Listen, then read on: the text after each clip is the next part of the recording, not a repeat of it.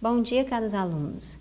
Meu nome é Rosália Mourão, sou professora de língua portuguesa, tenho graduação e mestrado pela Universidade Federal do Piauí e vou ser professora de vocês durante esse semestre na disciplina de leitura e produção de textos na escola, na nossa especialização de alfabetização e letramento pela EAD da UFP.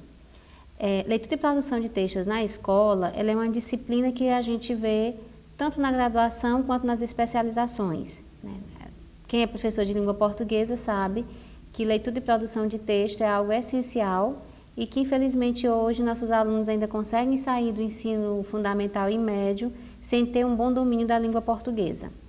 Então, a nossa disciplina, a ementa dela, ela consiste na introdução, a história dos processos da apropriação da escrita, práticas de leitura e produção de texto. Então, ela é bem genérica, mas eu vou dividir isso em 3 unidades, no nosso material, que vai estar à disposição de vocês na plataforma.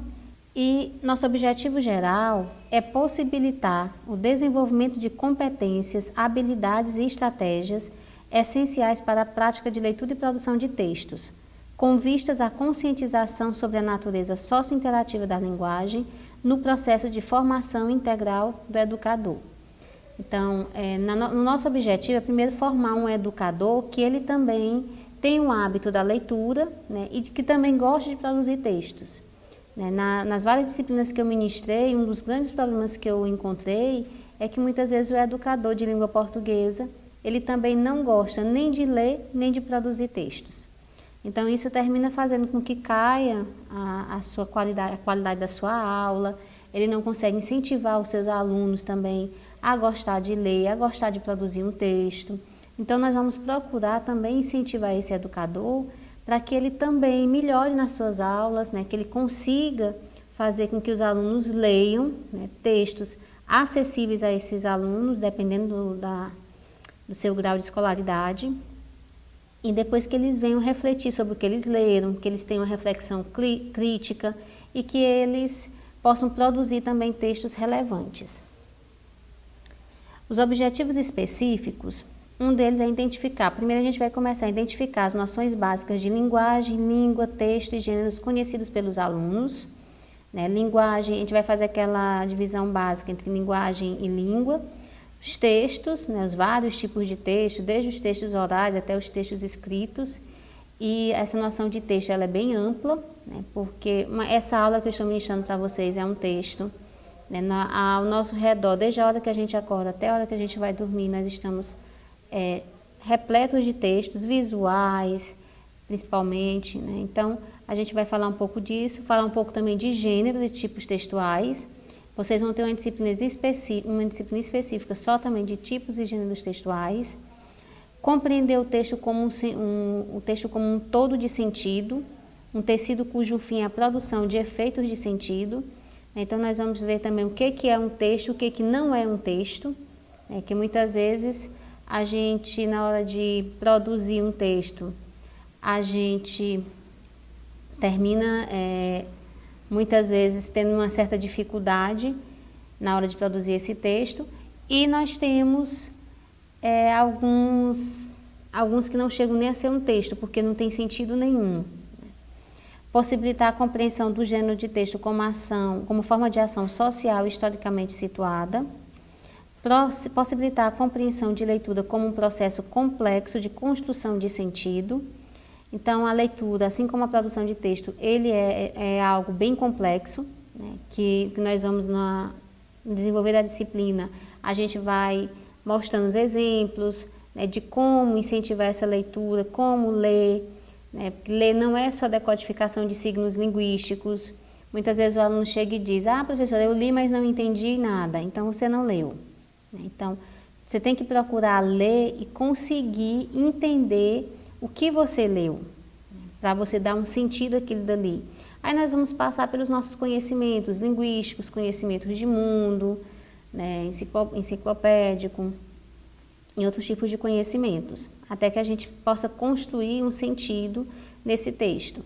Até porque quando a gente lê um texto, a gente tanto vai ter informações novas, mas muitas vezes a gente também vai colocar algo nosso naquele texto, nossas experiências de vida, oferecer conhecimentos e exercícios para o aprimoramento da capacidade de leitura e de produção de diferentes gêneros de texto de maneira crítica.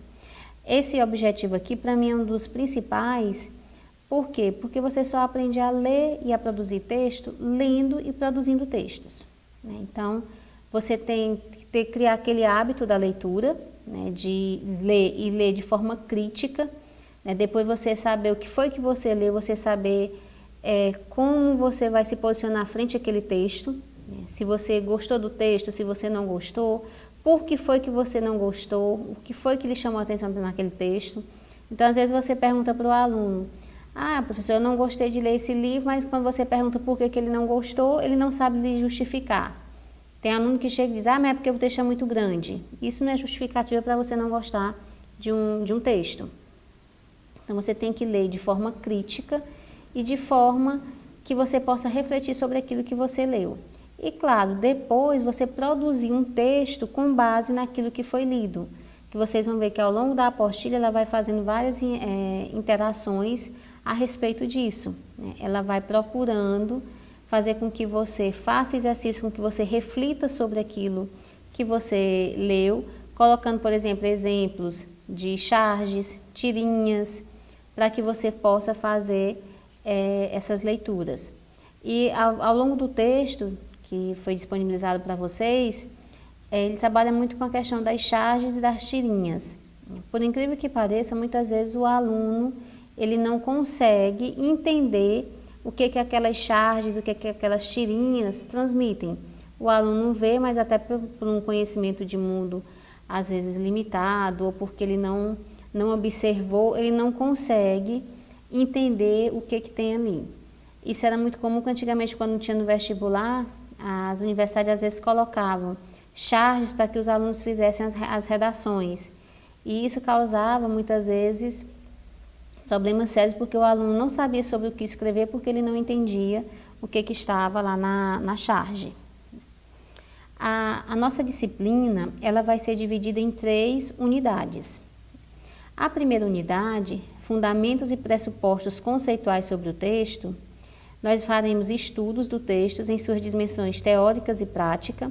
Aqui é onde ele vai falar principalmente do que é texto, o que é língua, o que é fala, o que é linguagem, aquela noção bem básica mesmo, né, que todos vocês já conhecem, né, já viram em outras disciplinas, enfocando seus aspectos constitutivos mais fundamentais, desde as condições externas de produção e interpretação até os elementos internos de configuração textual e iniciativa, demonstrando que a leitura e a produção de texto são atividades de construção de sentidos que pressupõem a interação autor-texto-leitor.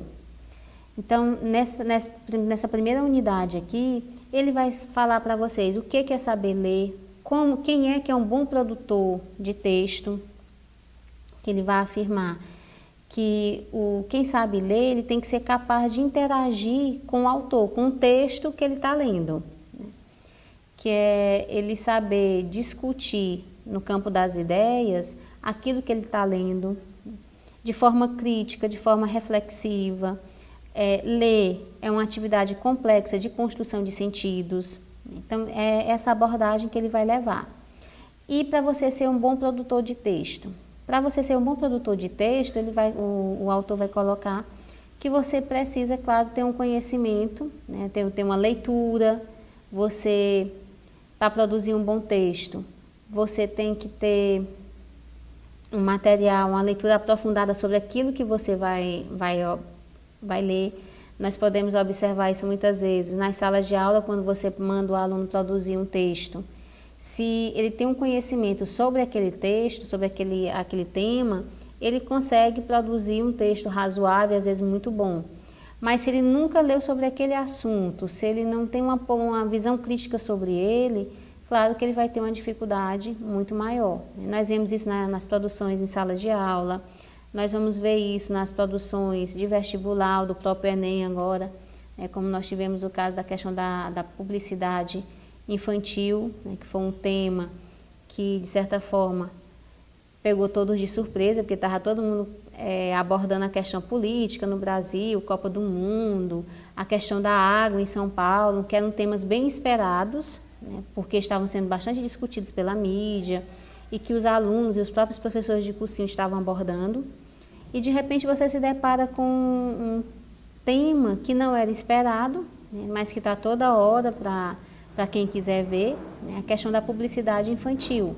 Mas alguns alunos tiveram dificuldade até mesmo de identificar que tipo de publicidade infantil era essa. Então, alguns terminaram falando de pedofilia, né, você via nas próprias reportagens sobre o tema, que alguns alunos terminaram falando de coisas completamente diferentes do que o tema da redação abordava. Aí isso já entra também um pouquinho na nossa segunda unidade, que é o texto e suas condições de produção e interpretação. Nós discutiremos que, além das pistas e sinalizações que o texto oferece, entram em jogo na construção do sentido os conhecimentos do leitor e do produtor. É nesses conhecimentos que trataremos nessa unidade. Então, aqui vai entrar o conhecimento de mundo, né, do leitor, que a gente não pode desqualificar esse conhecimento de mundo. E aqui eu lembro muito bem, alguns de vocês já devem ter lido, as histórias do Chico Bento. Né, você vê que o Chico Bento ele tem uma linguagem própria daquela pessoa lá do interior, muitas vezes com vários erros linguísticos, e que vai para a escola. A escola ela tem a finalidade de ensinar a língua padrão, mas você vê que a professora ela ensina a língua padrão, mas ela respeita a língua que o Chico Bento chega para ela poder ensinar a língua padrão da escola.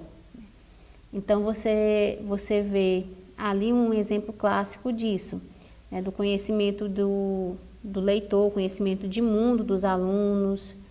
Na sala de aula também a gente observa muitas vezes isso, principalmente quando tem alunos de outras regiões que não é a nossa, né? Como aqui no Piauí, quando chega alguns alunos do Sul, do Rio Grande do Sul, de Brasília, como eu já tive alguns casos, que você tem que,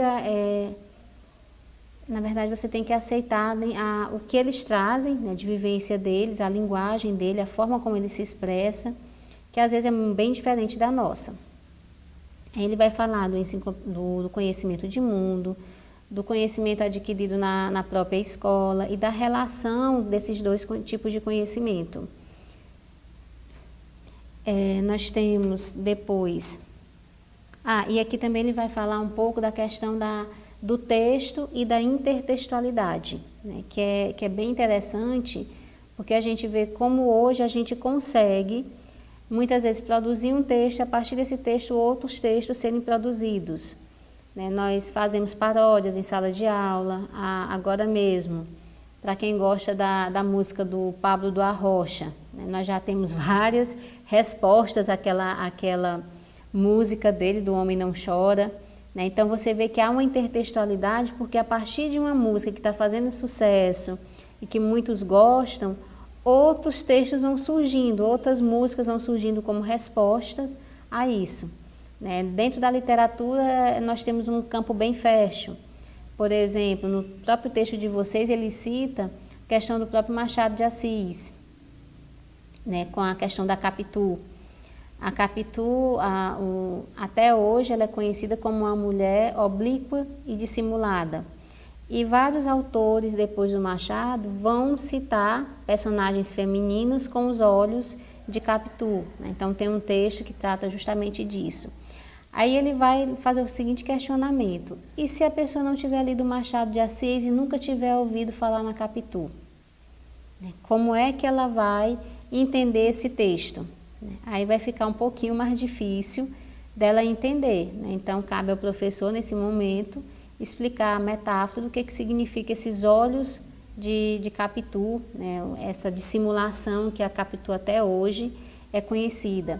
E nós tivemos autores como Fernando Sabino, por exemplo, que lançaram um livro falando da Capitu, né?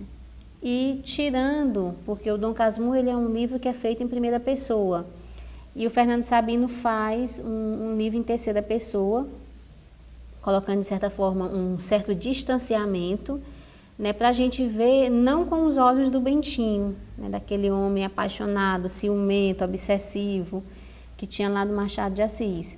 Então você vê que ele consegue, a partir de um texto já clássico do Machado de Assis, ele consegue abordar sobre uma vertente diferente. Então na literatura nós temos muito disso, né, de você, a partir de um texto, fazer outro texto. E nos nossos fóruns, né, nas nossas atividades, eu abordei bastante essa questão da intertextualidade, né, que é algo bem comum, né, e que muitas vezes o leitor tem uma certa dificuldade se ele não tiver conhecimento do outro texto, né. Então nós temos isso na questão, na música, como eu já falei para vocês, na poesia, né, nós temos textos como do Gonçalves Dias, né, que é um texto bastante difundido, que os alunos fazem paródia, que os próprios autores da literatura brasileira fazem outros textos com base nesse. Então, tudo isso aí é questão de texto e intertextualidade. O que vai ser bem diferente, claro, da questão da cópia, né, do plágio. A nossa apostila não fala da questão do plágio, mas intertextualidade e plágio são coisas completamente diferentes, né? Plágio é quando você copia algo e não dá os créditos ao seu devido autor. E isso deve ser bastante evitado, principalmente no nosso meio acadêmico, né? Aqui vocês têm que procurar produzir textos, refletir sobre o que vocês estão lendo, mas jamais copiar sem dar os créditos ao autor. E por último, na nossa unidade 3, né, o texto e suas estratégias de construção e interpretação. Enfatizaremos que a referenciação é uma atividade discursiva e que o processamento textual se dá numa oscilação entre vários movimentos, um para frente, projetivo, e outro para trás, retrospectivo, representável espacialmente pela catáfora e pela anáfora, respectivamente, além dos movimentos abruptos, fusões, alusões, etc. Aqui nessa unidade 3, ele vai falar praticamente da referenciação, abordando muito a questão da coesão e da coerência. Falando da questão dos referentes, né, ele vai citar muitos exemplos sobre isso, para deixar o texto mais coeso e mais coerente, evitar aquelas repetições desnecessárias. Então, ele fala, por exemplo, de uma mulher que foi violentada e numa notícia policial ele primeiro coloca o nome da vítima completo, depois ele já não fala mais, ele não fica repetindo o tempo todo o nome da vítima, ele coloca vítima, ele já vai colocar outros conectores para identificá-la, para justamente evitar que esse texto se torne enfadonho. Já pensou na notícia você ficar o tempo todo repetindo o nome da vítima cada vez, o nome da pessoa cada vez que você for falar. Então, ele vai falar dessa questão dos conectores, vai falar da questão da coesão, da coerência, que também é um tema já conhecido de vocês, mas que é essencial, principalmente na produção de textos, né? De você saber como fazer as ligações corretamente, como você fazer, chamar para o texto, depois algo que já foi dito, né, novamente. Então, assim, a nossa disciplina, ela é uma disciplina em que ela tem por objetivo fazer com que vocês reflitam sobre a leitura e produção de texto e que vocês possam aplicar isso na sala de aula de vocês, né? Uma das coisas essenciais para um professor de português, a primeira coisa é vocês gostarem de ler. Vocês gostando de ler, vocês conseguem incentivar com que os alunos de vocês também leiam. E isso não precisa vocês ficar restrito ao livro didático. Você pode pegar livros que você está lendo e chegar e comentar em sala de aula. Sempre vai aparecer 1 ou 2 alunos que se interessam pelo tema que você abordou, né? O aluno tem que sentir que você é um leitor, que você gosta de ler e que você também gosta de produzir, né? E hoje está muito fácil a gente produzir textos e dar uma divulgação para isso com a questão da internet. Então, é comum os professores, os próprios alunos da gente, terem blogs, né, em que produzem textos, crônicas, alunos, por exemplo, na sala de aula que fazem charges, fazem cartoon, desenho, e ali também são tipos de textos que o professor pode, a partir dali, fazer um excelente trabalho. Então, é uma disciplina que na graduação e na pós-graduação ela é básica, mas que ela é de fundamental importância. Por quê? Porque leitura e produção de texto, ela vai ajudar o aluno, né, você, em todas as demais disciplinas. Nós temos no final do curso um TCC, né, em que você vai ser essencial que você, a partir do momento que você entra no curso, você já comece a pensar nas leituras que você vai fazer, no que você vai querer produzir e que seja uma produção de qualidade. Hoje no Brasil, infelizmente, muitas vezes as pessoas estão produzindo textos, mas não tem uma preocupação com essa qualidade do que estão produzindo.